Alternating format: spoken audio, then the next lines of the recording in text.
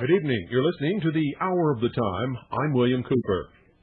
Well, folks, you had 12 hours of the Hour of the Time on asset protection, offshore asset protection.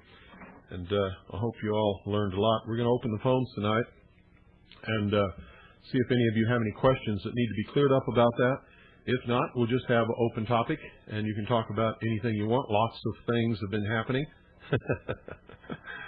Oh, boy, have they ever. The rumor mongers and the liars and deceivers and deception artists and con artists and disinformation agents and I have just gone right over the cliff.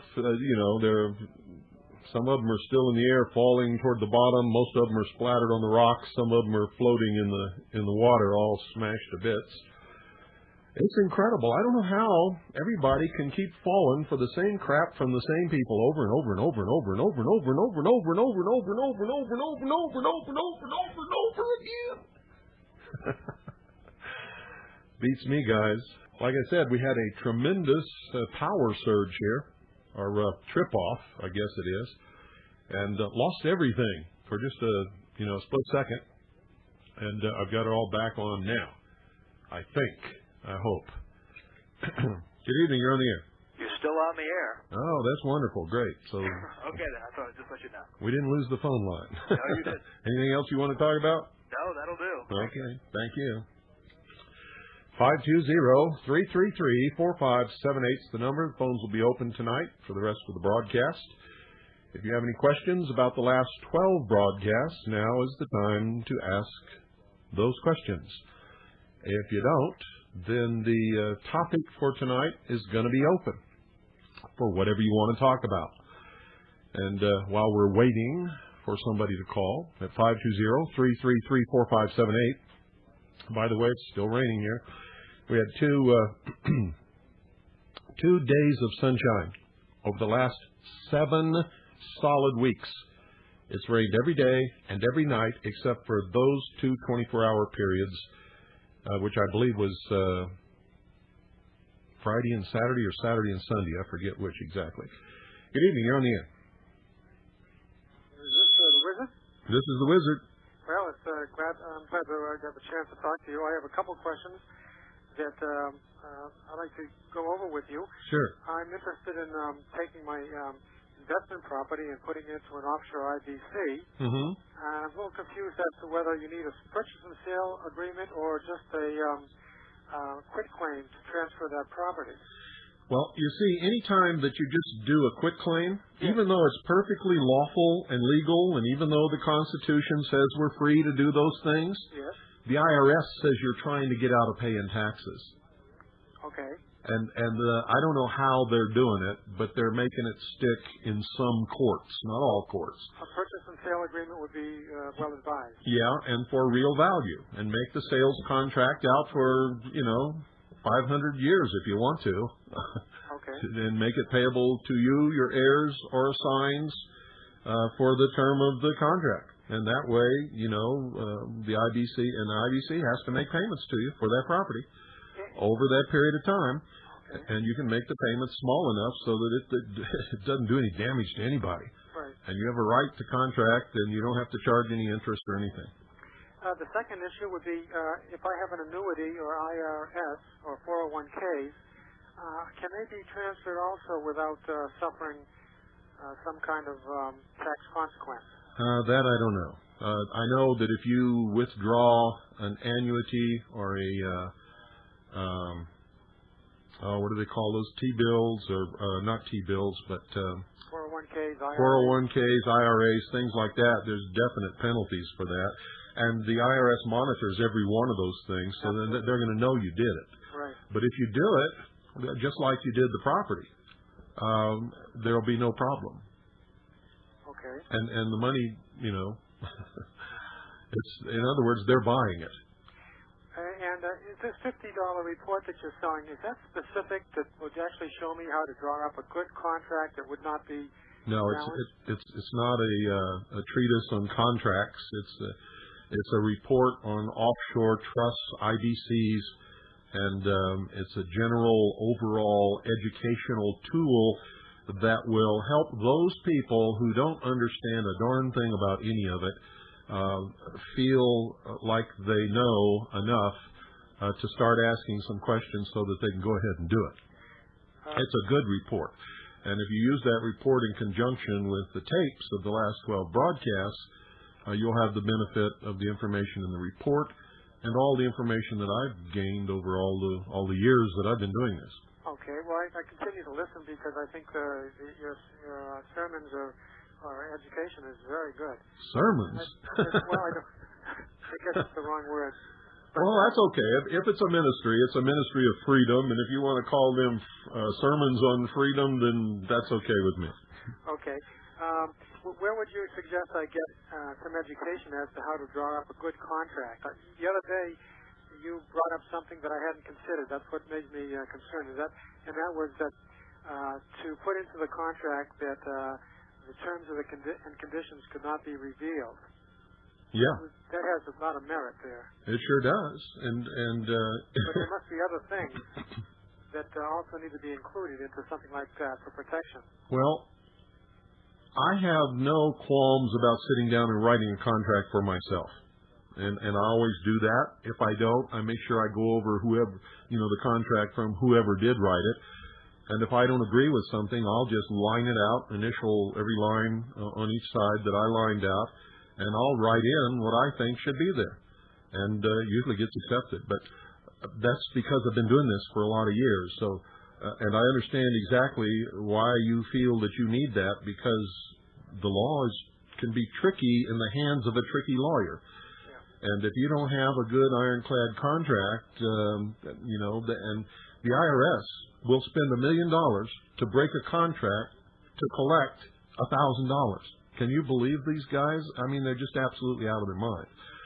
But that's what they'll do. So I don't know where you can go to learn how to do that. I've learned it by getting burnt over the years, by not reading the fine print and finding out that it said something I should have read, and then learning that I could use those techniques and that kind of wording, and to be very careful and always understand that what you write or what you say could be interpreted to mean something other than what you wanted it to mean if it's not done correctly. And so, but I don't want you to learn that way. So I would suggest that maybe you get with a good contract lawyer. There are lawyers who specialize in contracts. Okay. And if you have enough money to hire his talent, you might want to use him. Otherwise, you could maybe take some courses at a university near you in contract law. You don't have to be going for a law degree to take courses at a law school. Sure.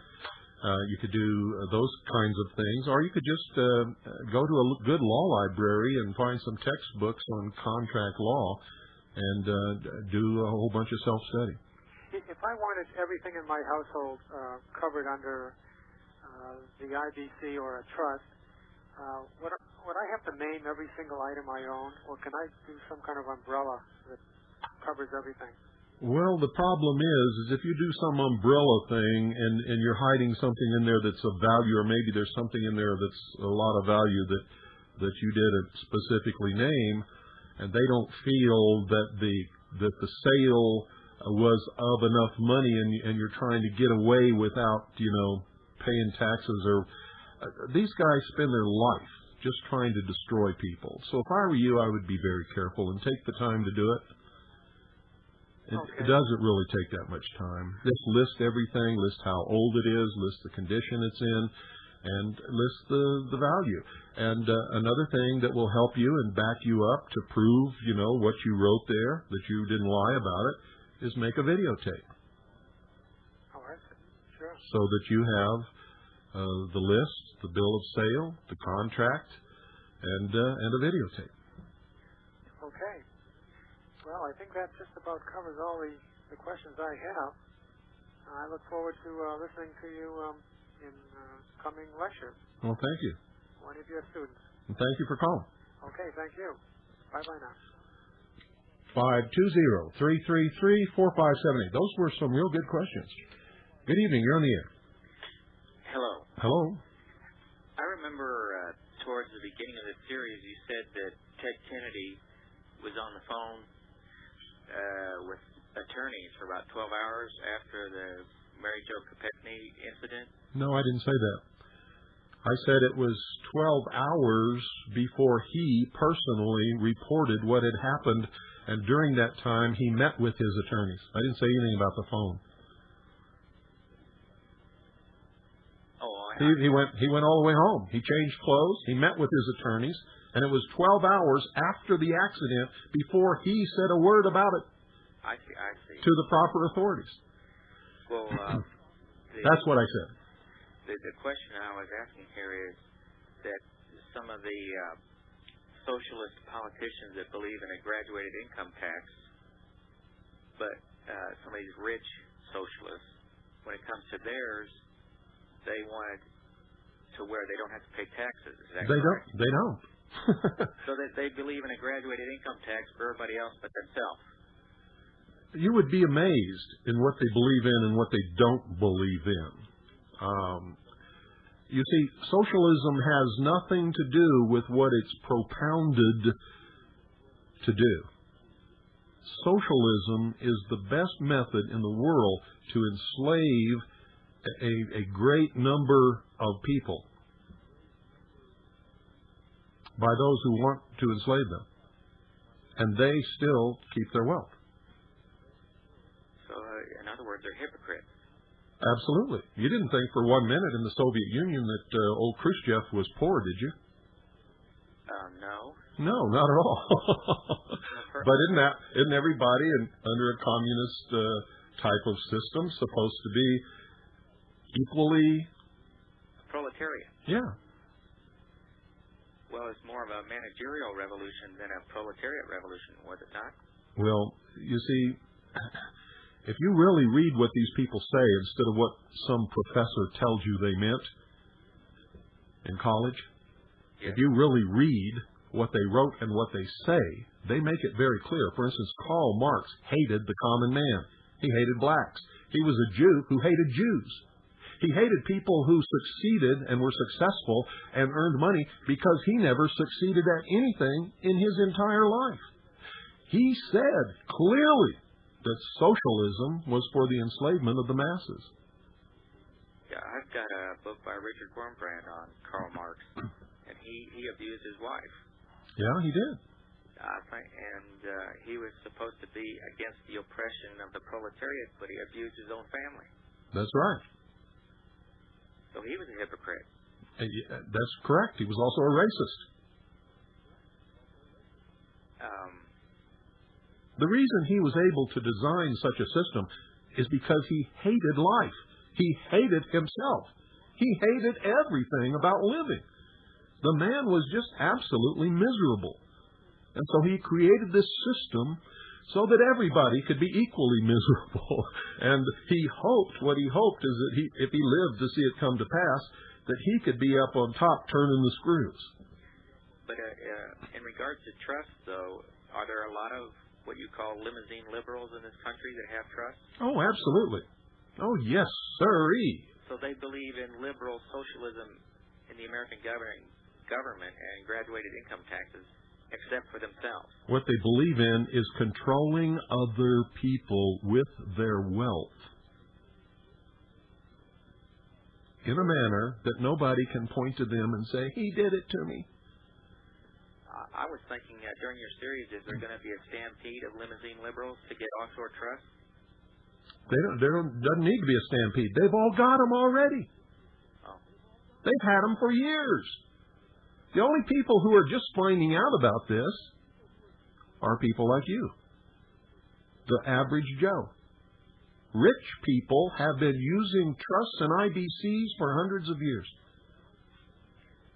I find it odd how Ted Kennedy is always railing about the working poor and how we ought to raise the minimum wage, but he voted yes on NAFTA, yes on gas. That's right. So it's okay to pay somebody 50 cents an hour in Mexico, but yeah. you got to pay them $5.15 here. Yeah. That doesn't make any sense. Well, it makes a lot of sense to him because he's one of the ruling class. Yeah. Well, see, socialism does not help the poor. It does not help the proletariat. It does not help the working man. It doesn't help anybody but the rich, the wealthy, and the powerful. Yeah, I've heard Ted Turner say that if you want to get rich in a capitalist country, go into business. If you want to get rich in a communist country, go into government. That's right. And I think in his way of thinking, it doesn't matter which one you do. In people who think that way, the only thing that matters is that they're rich and you're not, and they can control you with that money. So, more accurately, Marxist or communist countries are totalitarian, not true communism. Well, that's correct. There's never been an incidence of true communism in the history of communism, and there's never been an incidence where socialism has ever worked. Yeah, or you could call it, Solzhenitsyn called it totalitarianism. Yes, that's correct. And I've read a book by John Stormer that after the communist collectivists took control in the Soviet Union, the grain harvest went down. Yes, it did. And the collectivist farms didn't work as good as the farms under the czars. That's right. And all of a sudden, they had less food. And, a couple of million people starved. And you know that Hitler was a socialist, don't you? Yeah, that's one thing I've... Now, why do they keep calling him right-wing? Why do they call Nazis right-wing when Nazi means socialist? Well, that's what I've wondered. As I understand it, Nazi in the German, didn't that mean National Socialist Party? Yes. Well, then he wasn't a right-winger then. No, he wasn't. That's socialism's nasty little secret. And well, in the media and everything, they say, well, these young Germans, neo-Nazis, are right-wingers, like in the St. Louis Post-Dispatch or other newspapers. And here the name of their party was National Socialist Party, correct? Yeah, they're socialists. So they were... If you ever go to any place where Nazis group together, such as the Aryan nations up in Idaho, you'll find them living in a camp under communism.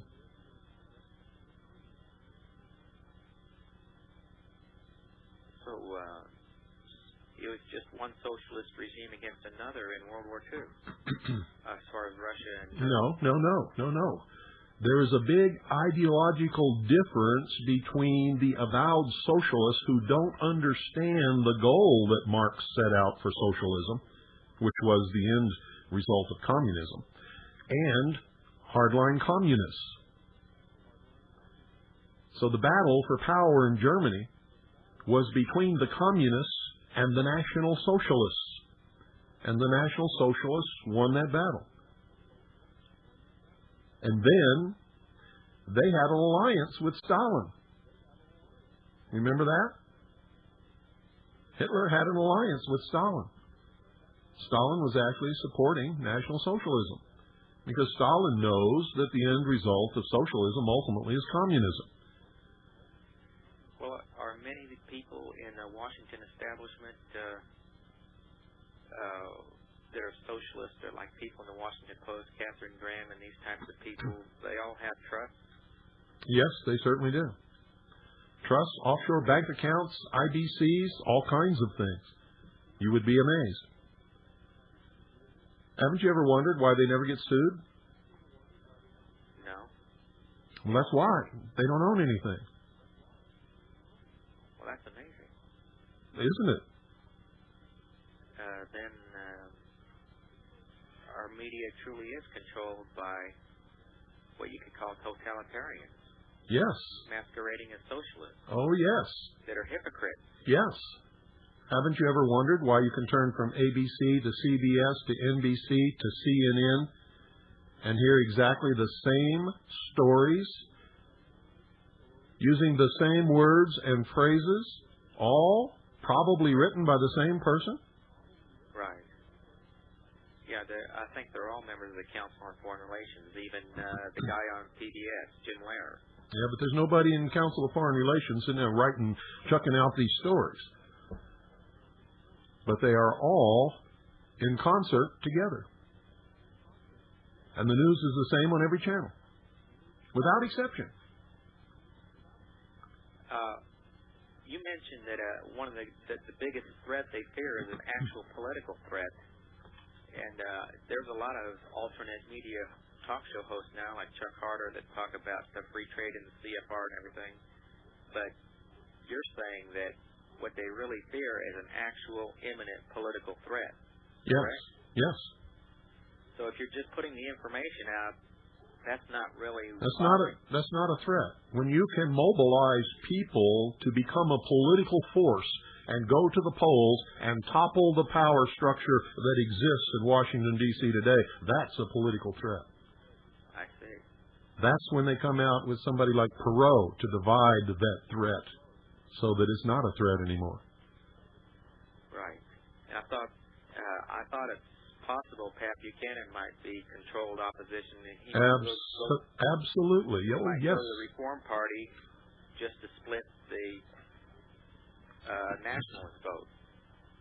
Yep. Yeah, Pat Buchanan is not on their side, never has been. Yeah, it's kind of disappointing. You would think... Read Hegel. Read Marx. Read Lenin. Read Mao. Read Golitsyn and Gorbachev. They don't make any secret of it. It's all there. Exactly how it works. And...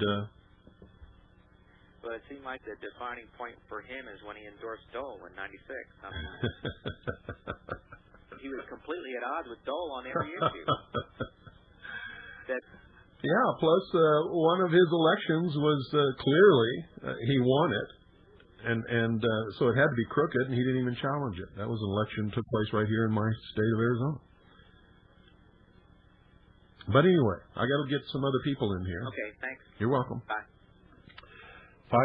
520-333-4578 is the number. And we're taking calls for the rest of the hour. Good evening. You're on the air. Hello? Hello? Yeah. Oh, my gosh. Let me turn my radio down. Sorry about that. Well, I won't be able to hear for 3 weeks now. No, me neither. Open lines, right? Yeah. Can you take a few minutes to discuss the difference in philosophy between Plato and Socrates? I'm sorry, between Plato and Aristotle. I'm sorry.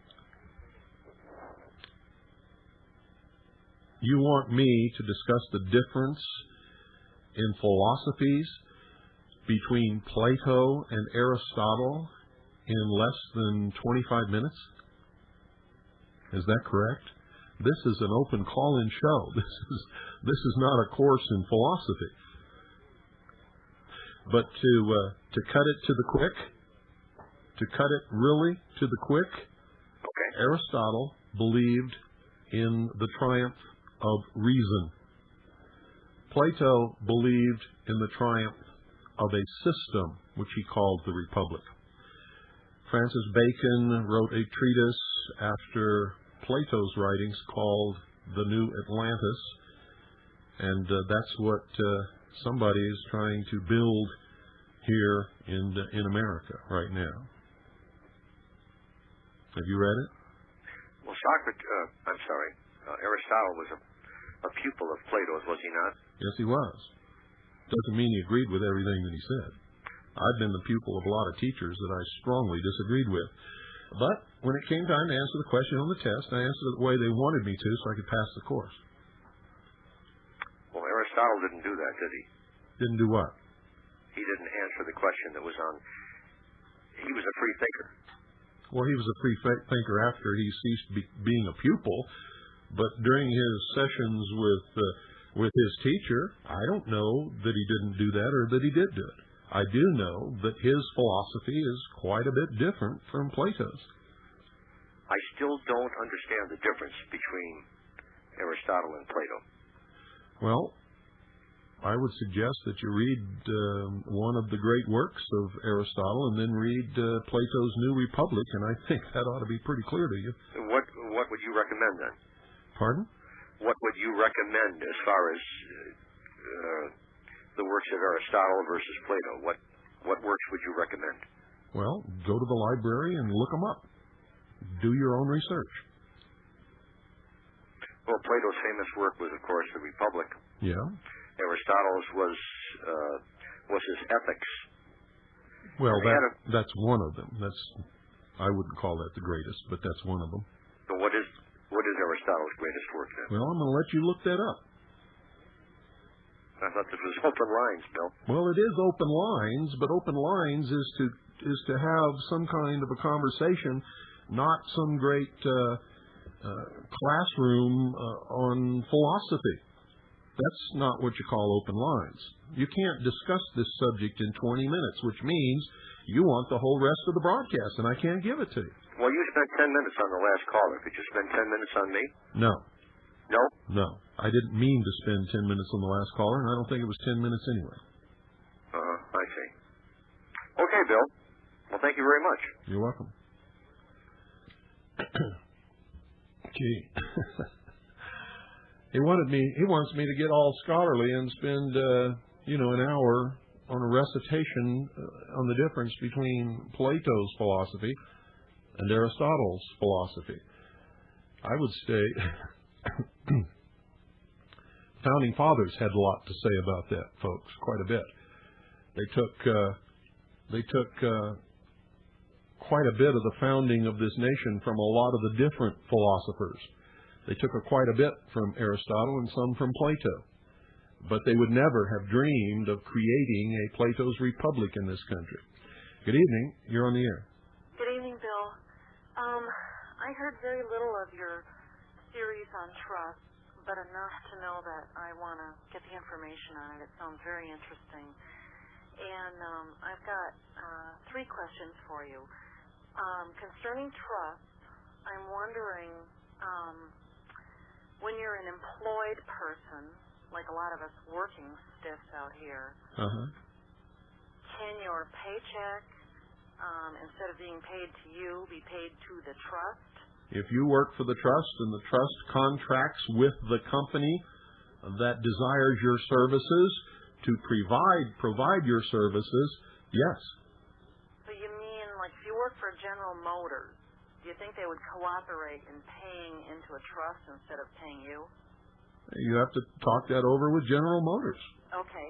But let me ask you this. Why would you opt to work for somebody else?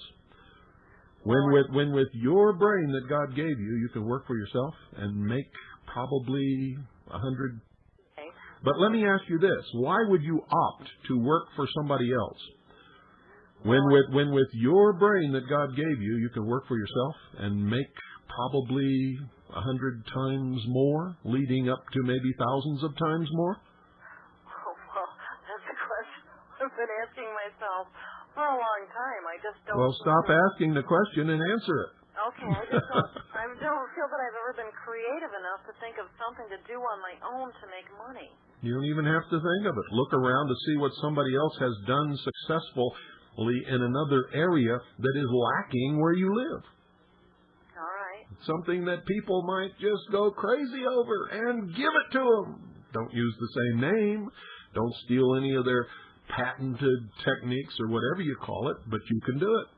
If you want to learn how to be successful, watch successful people. Now, I don't want to take too long because I don't want you to have another whiner like your last caller. My next question is, now I heard you say things like irrevocable trust, and of course... irrevocable means that once the trust is formed, right, and whatever property has been placed into it, by whatever means it's been placed into it, you can't change your mind and take it back. You can't dissolve the trust. You can't say, oh, I didn't mean to do that. It's irrevocable. Okay. Now, isn't a trust something that has a board of trustees?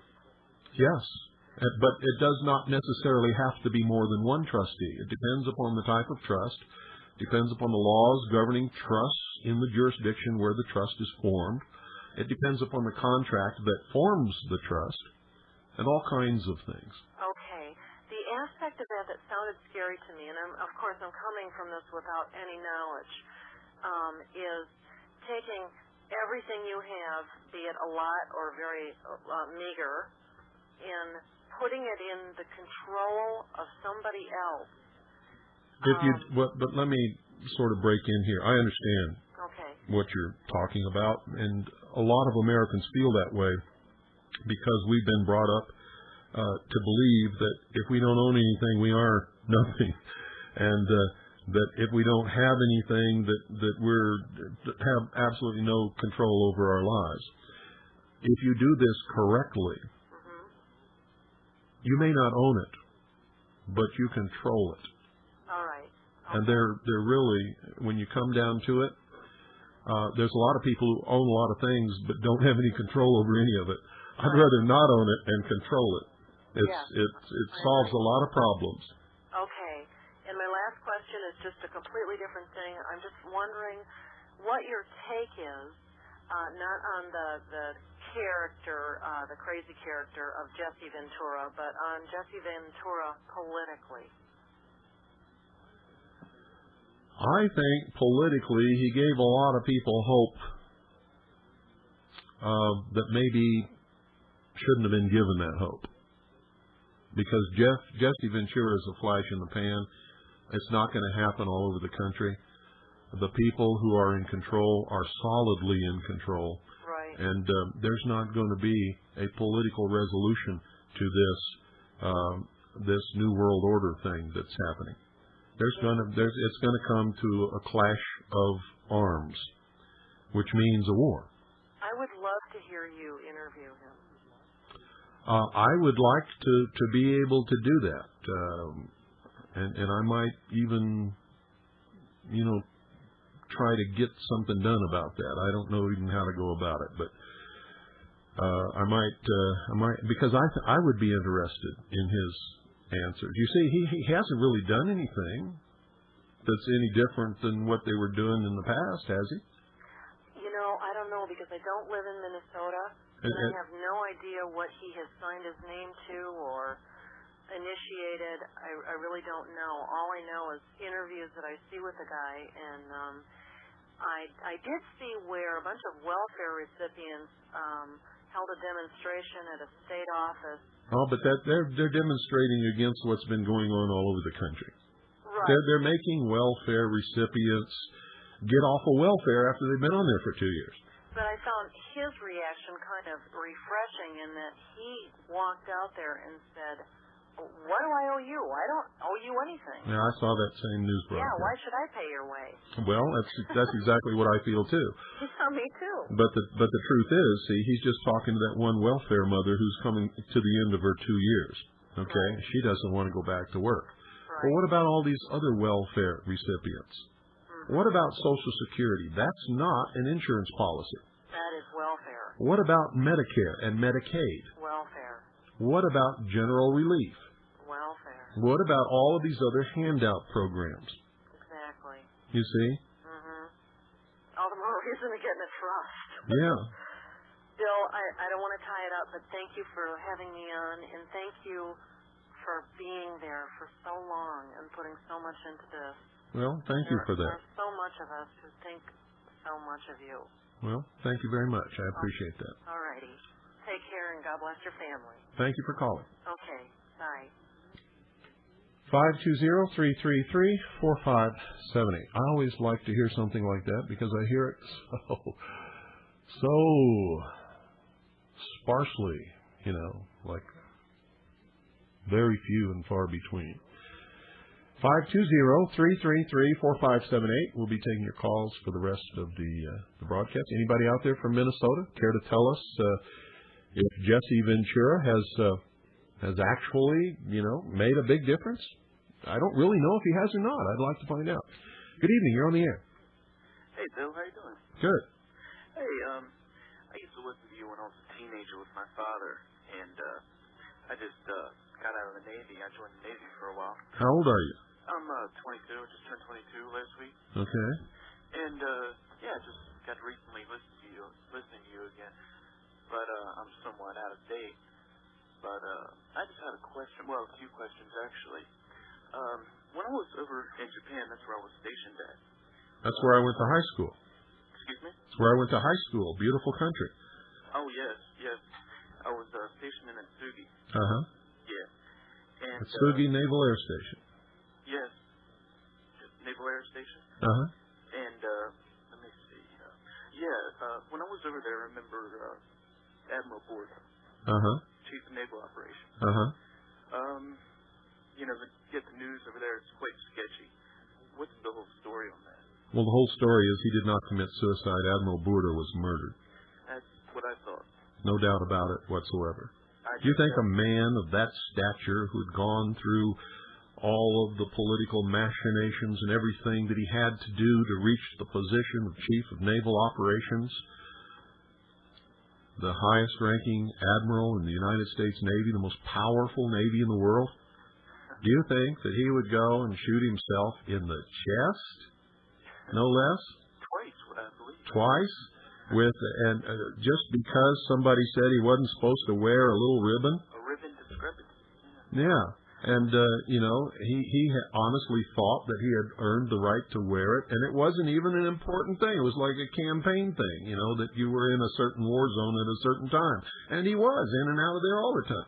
Yeah.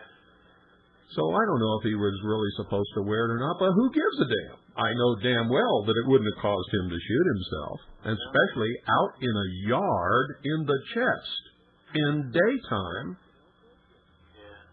Yeah. Bullshit. The man was murdered. He was one of my, I really admired him a lot. He rose from the enlisted ranks. He was a seaman, chipping rust just like I was when I was a seaman. And he rose to the highest level in the United States Navy. I had tremendous admiration and respect for him. He didn't know. He did not commit suicide. He was murdered. No, I can smell something. Stinks to high heaven. Yeah. Let me see, another thing. Well, let's just say hypothetically, you just said earlier that it's going to be a clash of arms. Let's say, hypothetically, we are to eventually win and gain back ease control. Then, how do we what do we do then? We just can't reinstitute constitutional government because they have depraved society so that they are incapable of exercising control. Well, that's not true. It is the people who became incapable of exercising control. It's the people of America who ceased to be the watchdog of government. It's the people in America who allowed things to become corrupt. Yes. And corruption starts at the local level. Yeah. Washington, D.C. is a reflection of the entire nation. Yeah. So, anyway, I got to let you go. Get somebody else in here. Okay, thanks a lot. Somebody's out there timing the calls. 10 minutes, huh? Thanks for calling. Okay, thank you. Yeah, I know he wasn't on for 10 minutes, but doesn't matter. 520-333-4578 is the number. No, folks, it wasn't the Constitution that failed. It is the people of America who failed the Constitution. Remember, the Constitution is just a piece of paper, a contract. It is the government. We are the ones who allowed it to be taken away, torn up, shredded, urinated upon, flushed. Good evening. You're on the air. Yes, Bill. Are you just talking about trust tonight? Talking about whatever you want to talk about. If you want to talk about trust, that's fine. Well, I was just trying to get in because I've been taking the American Longevity products, and I wanted to kind of let you know my personal testimony about it. Well, go ahead. Well, when Dr. Wallach was on your show back in the, I believe it was in the spring or maybe the early part of this year, I got to talk to him when he was on your show, and I had a chronic heel pain that I've had ever since high school. It was an old track injury, and it was really bothering me over this past year. And he told me basically, take my product for 3 to 6 months, and it should go away. And so I basically got started on the minerals, and I took the extra calcium tablets, and in 2 months I noticed a change. But of course I was thinking it might just all be in my head. And after 3 months, my heel pain was gone, and it's still gone. And I've been able to, I like to run, and I've been able to run a lot this summer, and It's gone. Well, that's wonderful. It's amazing. It really is. Yeah, it is. Nothing's ever I've never quite got over the injury. And how old are you? I'm 35. Oh, so it wasn't just a couple of years ago. No, this was an injury that I got when I was 17. Oh, I had to ask because your voice sounds, like 21, 22, 23. I look kind of young too. I don't know. Maybe it just goes all together. But it's something I heard when I was 17. And I kind of, I've always kind of remained active, playing different sports and things, and it's gone. Well, that's wonderful. It's amazing too. I have an uncle who's a chiropractor, and he just will not believe that it has anything to do with nutrition. He doesn't quite understand. Are you kidding? Chiropractors usually are the vanguard for the nutritional movement. Yeah, I know. He's just real stubborn, but see, he's a runner too, and he's only about 5 years older than me. And I just plan to keep on, eating right and taking these products, and I think he'll see in a couple of years, or maybe even sooner than that, how amazing it really is. Well, great. And I just can't tell people enough. I try to tell everybody that I come in contact with that, this is really something. This gets to the root of the problem of everything. And I just wanted to thank you, because I would have never heard of Dr. Wallach, I don't think, except for your show. Well, you're welcome. Okay, Bill? You wouldn't have never heard of Dr. Wallach if it hadn't worked for me first. Yeah, well, that's another thing, is I read your book a long time ago, and I've been listening to you a long time, and I know you don't talk about it much. People don't realize that the accidents you've been in, if they haven't read your book, and you're not a complainer, because you've dealt with this, every day since. When did these accidents happen to you? Was this in the late 70s? Oh, gee. Yeah, the first one was. They weren't accidents, by the way. Oh yeah, I'm sorry. You're right. Not accidents, but they weren't accidents. They were attempts to shut me up. Yeah.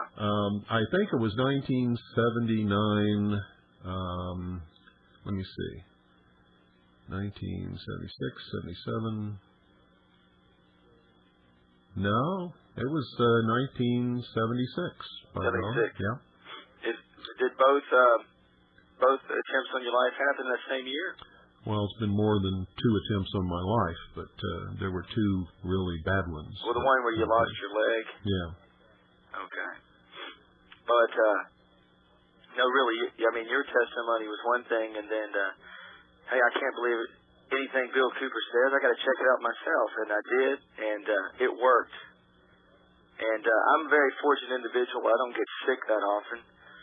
And now I really plan not to get sick. Well, good for you. Well, thanks, Bill. I'll let somebody else get on. You're welcome. Bye-bye. Thanks for calling. And I'm glad you take my advice. Don't believe what I say. Don't believe what anybody says. Listen to everybody. Read everything. Believe absolutely nothing unless you can prove it in your own research. And if you can't do research or won't do research or think that it's, beyond your capability, then you're always going to be the puppet on the string for those who do. Those who are pulling the strings. Good evening. You're on the air. Yeah, hi. How are you just doing this evening? Good. Yeah, I've been listening to your program. I'm an over-the-road truck driver, and I'm laying over here in Reading, Pennsylvania. And I find the programming on the station quite interesting and informative. I think you're right about, to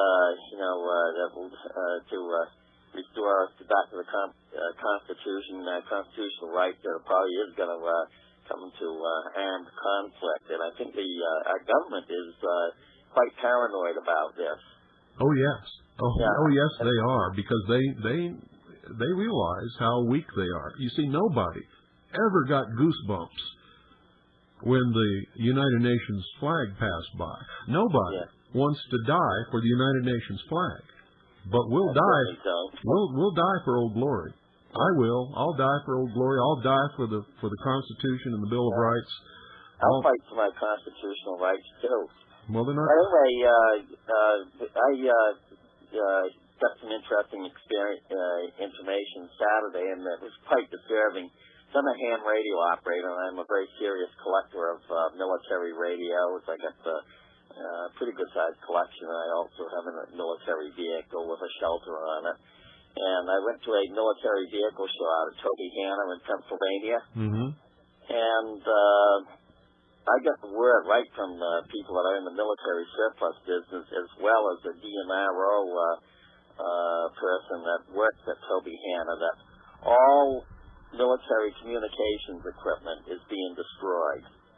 Are you familiar with the PRC 77 backpack radio? Yeah, Brick 77, yeah. Yeah, okay. Vietnam. Well, anyway, here's some figures. I think this last week they took 1,600 of them out of Toby Hanna and smashed them. Why? Well, they don't want the public to have them. They're afraid they're going to get in the wrong hands, and they're afraid they're going to be used against them. You know what? There is a huge underground in this country of men and women like me. Yeah. And we've already got everything we need to fight a war for 15 years. We don't need anything else. Yeah. They're too late. Yeah. Well, anyway, but it's just to show how wasteful this is. I have a lot of friends of mine, about 3 or 4 friends of mine that are in the military surplus business, and they told me that if that a military surplus deal will pay about $50 for PRC 77. Mm-hmm. And if they scrap them, they're getting about $5 for them scrapped. Mm-hmm. And the real sickening thing, the thing that made me go through the roof about this whole thing, is that after all this radio equipment is ground up and scrapped and everything, the scrap is being sold to communist China. Doesn't surprise me a bit. You see, the New World Order is going to be Doesn't surprise me either. But excuse me. This is called a dialogue, which means when I'm talking, since I let you talk, you got to let me talk. Yes, sir. The New World Order is going to be a totalitarian socialist state. Yeah. So it's no surprise to me. I don't understand why it's a surprise to anybody else that they favor the socialist and communist states. Yeah. That's what the world is going to be. Yeah. If they have their way. I think we've seen our best days. Well, I sure have. I wish I hope I could look forward to some more good days, but I think about 1968 was the last of them.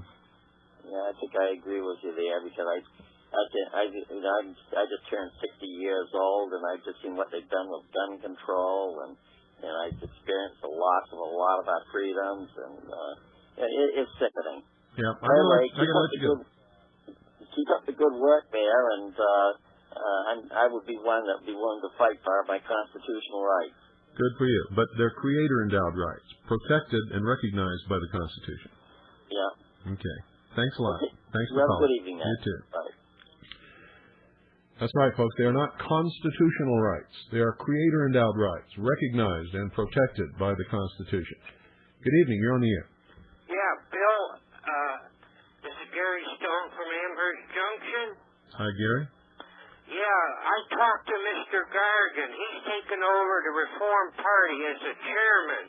I talked to him for some length on one of the talk shows a couple weeks ago, and I was a member of the Reform Party, see, and I quit because the Reform Party in the state of Wisconsin, they had Senator Feinstein of the Democratic Party as their guest speaker, and I thought that was crazy. They would let our people speak at the Democratic convention, Yeah.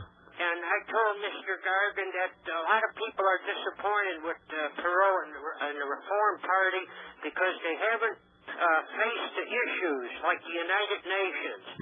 And Mr. Gargan promised me that things were going to be different now. He lives in Florida, and he's moving the headquarters for the Reform Party to the state of Florida, where he lives now. Well, we'll see how different it's going to be. Yeah, and he was pretty high on Jesse Ventura, but I didn't want to bring that up too, because you know how you're cut off on talk radio if you stretch it out too long. Uh-huh. So we can only wait and see on this now, That's true. You should try and get Mr. Gargan on your program instead of Ventura.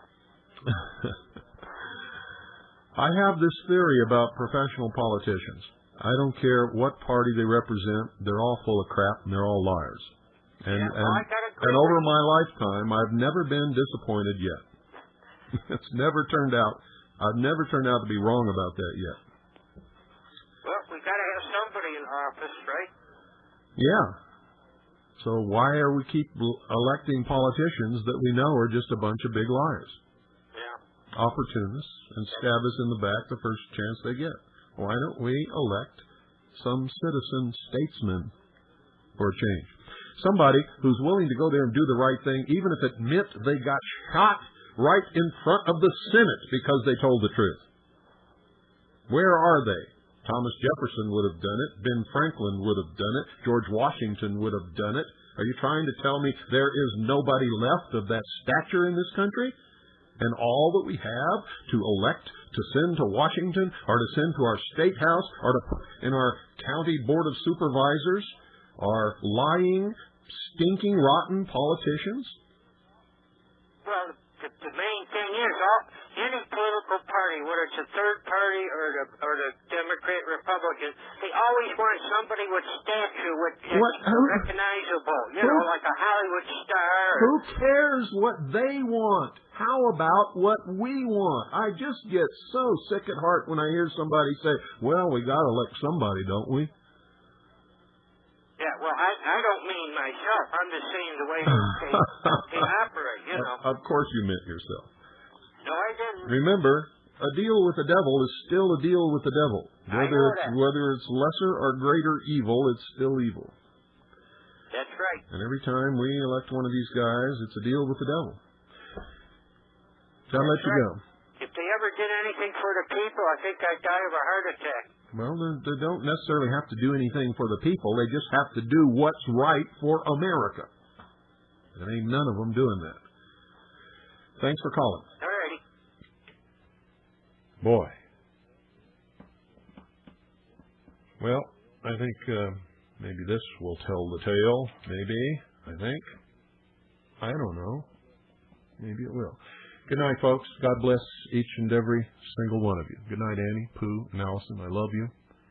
You are in my thoughts, in my dreams. You are always in my heart.